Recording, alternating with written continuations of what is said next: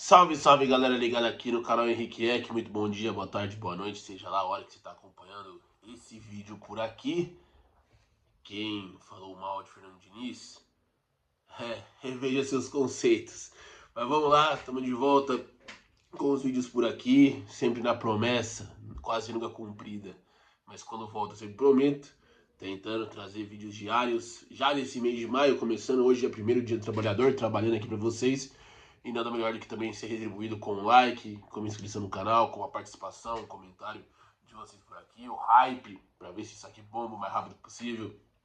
Então, já chega fazendo isso, porque hoje vamos falar da gigantesca vitória do Corinthians para cima do Peñarol ontem, 2-0, estive na Neoquímica Arena. Essa cara aqui não é de choro, essa cara aqui é de um cara que vai gripar, com certeza. Já estou espirrando a doidada, porque Itaquera faz frio e o cabeção aqui esqueceu de levar uma blusa ontem. Deu para narrar na review do TikTok Sports, mas a gente vai agora arcar com as consequências de não ter levado blusa. Bom, esse é para outra coisa, o áudio tá daquele jeito que o microfone quebrou, mas a gente vai acertando nos próximos vídeos por aqui. Vamos direto ao ponto, vai, sem muita ladainha, um videozinho curto aí, porque eu sei que no feriado a galera quer aproveitar com a família e tá certo, mas eu também quero que você acompanhe minha linha de raciocínio por aqui. De Corinthians 2, Peñarol 0, uma partida dos 7 jogos de Fernando Diniz, a melhor apresentação do Corinthians até aqui. Um time que tá fazendo muito bem o perde pressiona, um time que já começa a dar sinais, a dar as caras de fato do Fernando Diniz, com posse de bola, com compactação e transição da direita para a esquerda, de um time bastante junto, bastante assim. Você olha, você consegue ver no mínimo 5 jogadores do Corinthians próximos da bola. Não é um time espaçado, é um time que consegue, por conta da qualidade dos seus laterais. A gente já via isso com o Ramon, já via isso com o Dorival, mas o Diniz potencializando tanto o Mateuzinho, mas principalmente o Bidu pela esquerda. O Corinthians hoje ataca mais pelo lado canhoto do que pelo lado direito, mas quando vai pelo lado direito também vai bem. Ter triangulações, ter ali praticamente um quadrado rodando bem a bola. Os meias, Garro e Breno Bidon não guardando posição. Tem hora que eles caem pela direita, os dois, e ficam os dois trocando passes, trocando bola. Do outro lado, a mesma coisa. Então já dá cara, já dá sinais do Diniz. Sei que muita gente tem medo, o Diniz gosta de sair tocando desde da defesa, mas eu acho que ele entendeu. As pessoas vão evoluindo no trabalho, e isso também é um ponto que o Diniz deve ter evoluído sem dúvida nenhuma. Ele gosta ainda da posse de bola, o Corinthians trabalha, fica quase 1 minuto e meio, 2 minutos, só rondando de um lado para o outro, mas longe do seu gol, longe da sua defesa. O Corinthians tem essa bola para cima, para frente do meio campo, praticamente é um time inteiro no campo de ataque. E com isso, né, sem tantos erros defensivos, até na verdade no momento, nenhum erro defensivo em 7 jogos, o Corinthians quebra esse recorde de 7 partidas sem sofrer gols. O que, como o Dorival estava sendo 10 jogos sem vencer, o Corinthians chega à marca de 7 jogos sem perder. Isso é um trabalho fenomenal num momento importante da temporada, porque é bom a gente ressaltar. Esse mês de maio vai ser o último antes da Copa. Todos os campeonatos devem paralisar ali por volta do dia 27, né, na última rodada da Libertadores, dia 27 de maio. Depois a galera vai para a seleção e só teremos jogo novamente em 22 de julho. Só no final do mês de julho, serão quase 2 meses sem futebol, né, para os clubes em si. E é um momento importante da temporada que vai decidir muita coisa. Claro, a classificação para o mata-mata da Libertadores, Campeonato Brasileiro, que o Corinthians está na parte de baixo da tabela, né? Já saiu da zona de rebaixamento. A projeção é o Corinthians voltar a ganhar jogos. Tem um confronto contra o Mirassol agora no fim de semana. Mesmo fora de casa, deve vir ainda com o seu time principal. E claro, a Copa do Brasil, que também vai definir quem vai para as oitavas, né? Estamos na quinta fase, se eu não me engano, a próxima fase já é as oitavas de final. Então é um momento importante do ano, né, da temporada, mais voltado ao Campeonato Brasileiro que de fato em Copas. Porque o Corinthians na Libertadores já tem 9 pontos, eu não digo que ele pode largar a competição. Ainda mais que é o maior sonho de todo o time sul-americano, vencer a Libertadores, você não pode largar ela. Mas ontem eu debatia lá no Tic Tac Sports com meu amigo Rafael Vicente a mudança importante que a Libertadores trouxe na questão de classificação. Anteriormente, acho que foi até 19, um pouquinho antes disso, a Libertadores era o seguinte: o primeiro classificado geral, né, de todos os grupos, o time que teve a melhor campanha na primeira fase, pegava o teoricamente mais fraco, que é o oitavo melhor segundo colocado, né? E quantas vezes isso aí já não derrubou times de melhor fase? Foi assim com o Corinthians em 2002, 2003, 2010. Foi o melhor da primeira fase, pegava o oitavo e já caía nas oitavas. E com isso, a mudança veio, como eu disse, em 2019, por ali, que é sorteio. Então, independente, o time que ficar em primeiro vai ter um sorteio de um time que ganhou o segundo. Você pode pegar um segundo melhor, segundo colocado, ou o melhor segundo colocado, enfim. Você pode pegar o time que você pegou no mesmo grupo. Se eu não me engano, você só não pode pegar time do mesmo país nessa fase, se eu não estou enganado. Posso estar errado nessa minha pesquisa. Mas mudou. Tanto é que teve ano aí que o Corinthians foi o melhor segundo e pegou o Boca novamente, que já tinha pegado a fase de grupos, que era o pior primeiro colocado, né? E acabaram se enfrentando, com isso passando os pênaltis da oportunidade, para não falar que eu só falei das vezes que o Corinthians perdeu por aqui nas oitavas de final.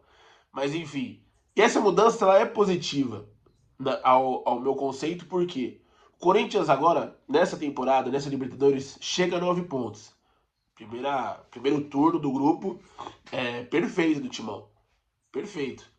2-0, 2-0 e 2-0. 3 vezes o mesmo placar e jogando 2 em casa e apenas uma fora contra a equipe da Platense, que é o que surpreende nesse grupo, que muitos iam como Peñarol e Corinthians disputando ali primeiro lugar, o Santa Fé correndo por fora e a Platense patinho feio. Não foi isso o que aconteceu. Gente, tô com o nariz cheio aqui, se a voz começar a ficar meio nasalada, peço perdão. Vou até tomar uma água aqui, vocês me permitem, pra não ficar tão feio no vídeo. Vamos lá. Tô falando que eu vou gripar e eu tô falando sério. O Corinthians ganha 9 pontos, ele de fato está a um empate da sua classificação para a próxima fase. Por quê? O Santa Fé e Peñarol têm que fazer um segundo turno perfeito. Ganhar todos os jogos para chegar à marca de 10 pontos. O máximo que tanto Santa Fé e tanto Peñarol chegam é só 10 pontos, vencendo todos os jogos. Lembrando que os próximos 2 confrontos do Corinthians são contra esses times. Se o Corinthians empatar com um deles, ele já vai matar um e já vai garantir a sua classificação. Ainda não estou falando que é primeiro lugar ou não, isso deve ser decidido só na última rodada contra a Platense, claro, se ela continuar nessa pegada que ela tá nessa primeira fase da Libertadores. E isso é importante porque a gente tem que priorizar também, eu falo a gente e Corinthians, né? A gente tem que priorizar também o Campeonato Brasileiro. Como eu disse, está na parte de baixo da tabela. E você pode começar a mesclar um pouquinho o time na Libertadores, dar oportunidade também para outros jogadores na competição. Garante a sua classificação. Claro, todo mundo quer o primeiro lugar, mas garante a classificação independente, primeiro e segundo. O importante é estar nas oitavas de final. Melhor ainda em primeiro, que você vai sempre decidir em casa, né, até as semifinais. Mas o importante é passar, é classificar. Então eu vejo como essa mudança muito positiva de não ter esse chaveamento já pré-estabelecido, e sim um sorteio para você poder, de fato, na primeira fase, dar aquela mesclada no elenco, dar aquela mesclada no time e pensar também estar forte nas outras competições. Isso porque na Copa do Brasil o Corinthians deve novamente jogar com um time um tanto alternativo, já que pega um adversário mais tranquilo que é o Barra. Na Libertadores, podendo já dar essa mesclada no time, e aí o elenco principal, né, o time titular, focado no Brasileirão, nesse período que para mim é o período que vai decidir muita coisa antes da parada da Copa do Mundo. Voltando às atenções pro jogo de ontem, mais uma partida segura defensivamente, e quero destacar aqui o autor do gol, o cara que não perde uma bola de cabeça. O Gustavo Henrique realmente é um zagueiro que tomou muitas decisões erradas na carreira, né? No modelo em que ele acabou saindo do Santos, foi para Europa, aí volta para o Flamengo, é reserva no time do Flamengo, perde oportunidade, porque é um zagueiro de nível de seleção brasileira. Não estou falando que eles têm que estar na Copa. Hoje a gente tem até zagueiros aí melhores, zagueiros que jogam no futebol europeu e tudo mais.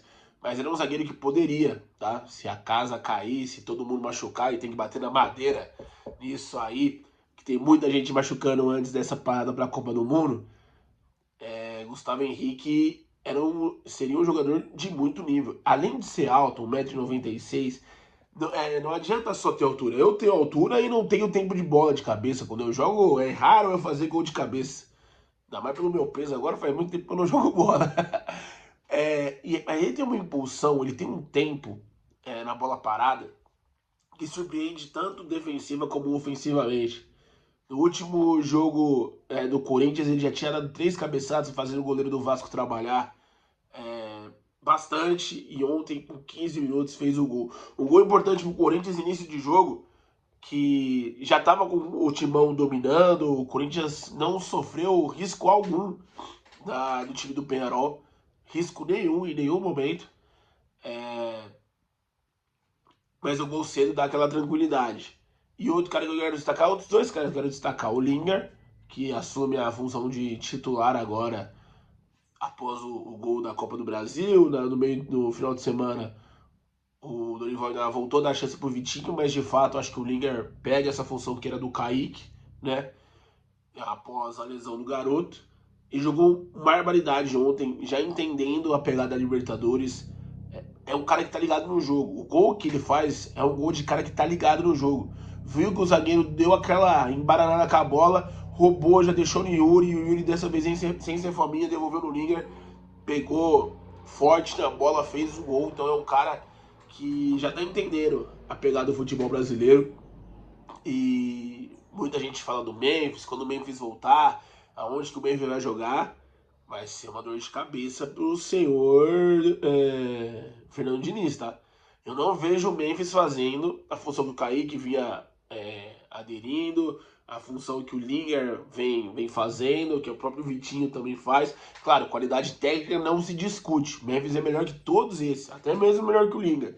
Mas estou falando de a característica de fazer o que esses jogadores fazem, de jogar ao lado do campo. Eu vejo mais o Memphis hoje como o cara para jogar na função do Yuri Alberto. Mas você vai tirar o Yuri do time, você vai colocar o Yuri no banco, você vai mudar a maneira do time jogar, tirando os 3 volantes. Ontem até ele mesmo ganhando tirou um volante, né? Tirou o André e colocou o Caio César para jogar aberto, atuando do outro lado, lá do lado direito. Ele vai mudar a função e vai jogar com 3 atacantes. O Memphis vai poder e vai querer jogar aberto na ponta. E outro, vai renovar? Vai continuar com o elenco? Vai continuar com o salário caro dele? O Corinthians performando tão bem com os jogadores mais, entre aspas, tive que pausar o vídeo aqui para espirrar que tava osso. Tem que voltar a câmera aqui pro lugar certo. Tem que dar aquele editada. Ai, como é complicado. Fala pra você que é complicado, mas voltando.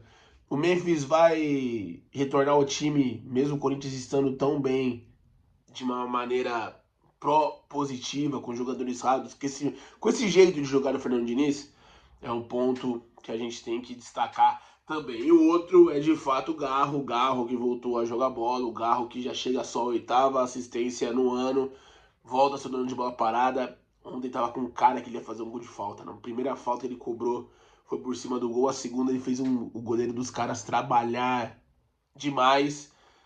E tá dando dinâmica de novo nesse meio campo. O Corinthians tem contra-ataques muito rápidos. aproveitando a velocidade do Yuri, do Lingard, aproveitando a passagem dos laterais. Então, o Garro, com essa qualidade, com esse refino técnico que ele tem, de passe de primeira, de ter uma visão de jogo, chovendo molhado, falar dele. Eu me perdi um pouco aqui, galera. O importante é ter vídeo, né? Eu vou ter que editar esse aqui. Infelizmente, não vai ser gravado de uma maneira direta, porque tive que espirrar. É complicado. Me perdi um pouco aqui de raciocínio, mas o importante é que a gente está de volta com os vídeos aqui. O importante é você também estar conosco, deixando o like, deixando a sua participação, deixando aqui a sua inscrição no canal. E daqui a pouco a gente volta a falar muito mais de futebol por aqui. Tem, além das análises dos jogos, opiniões. Já vou deixar um spoiler do vídeo de amanhã, sábado, que é mais questão de opinião. Será que nós nos prendemos muito ao passado e não vemos e damos valor para os jogadores, para o futebol de hoje em dia? Bom, deixa aí esse ponto para você pensar e amanhã a gente conversar sobre, beleza? Forte abraço a todos, fique com Deus, até a próxima. Tchau!